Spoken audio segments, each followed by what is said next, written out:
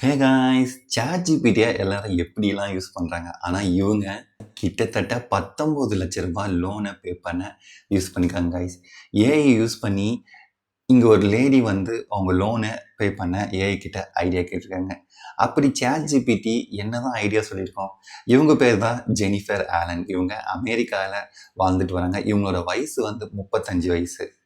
இவங்க ஒரு real estate கம்பெனியில் ஒர்க் பண்ணுறாங்க. அது மட்டும் இல்லாமல் கண்டென்ட் கிரியேட்டராகவும் ஒர்க் பண்ணிட்டு இருக்காங்க.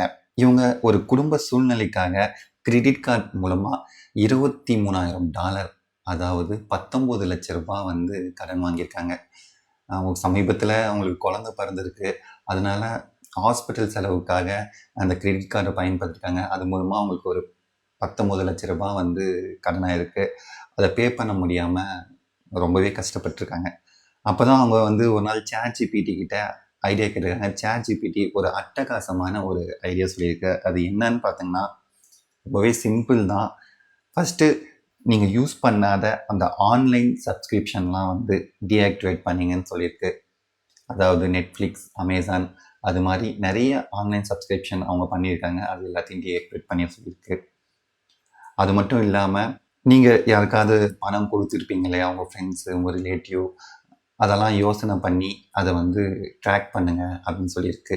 அது மட்டும் இல்லாமல் ஃபுட்டை இப்போ மளிகை சாமான்லாம் வாங்குறாங்களா ஃபுட்டுக்காக, அதெல்லாம் வந்து ப்ராப்பராக வந்து எது தேவையோ அது மட்டும் வாங்கிக்கோங்க அப்படின்ற மாதிரி இந்த மாதிரி சிம்பிள் ஐடியாஸ் வந்து ChatGPT கொடுத்துருக்கு.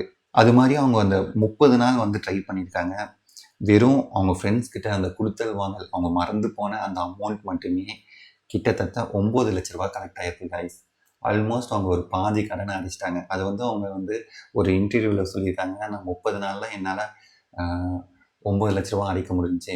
இன்னும் ஒரு 30 நாள் டைம் இருந்தால் இன்னமும் அந்த மீதி 10 லட்சமாக நான் அடிச்சிடுவேன் அப்படின்னு சொல்லிட்டு அவங்க ஒரு கான்ஃபிடெண்ட்டாக சொல்லியிருக்காங்க.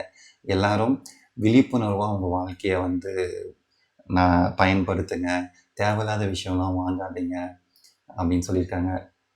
இந்த மாதிரி ஒரு சூழ்நிலையில் கார்லாம் யூஸ் பண்ணாதுங்க. முடிஞ்ச வரைக்கும் பஸ்ஸில் போங்க, மெட்ரோவில் போங்க அப்படின்ற மாதிரி நிறையா ஐடியாஸ்லாம் கொடுத்துருக்காங்க. கைஸ், ChatGPT எதுக்கும் யூஸ் பண்ணுறோம். இந்த மாதிரி பர்பஸ்க்கும் யூஸ் பண்ணலான்னு சொல்லிட்டு இது ஒரு எக்ஸாம்பிள் கைஸ்.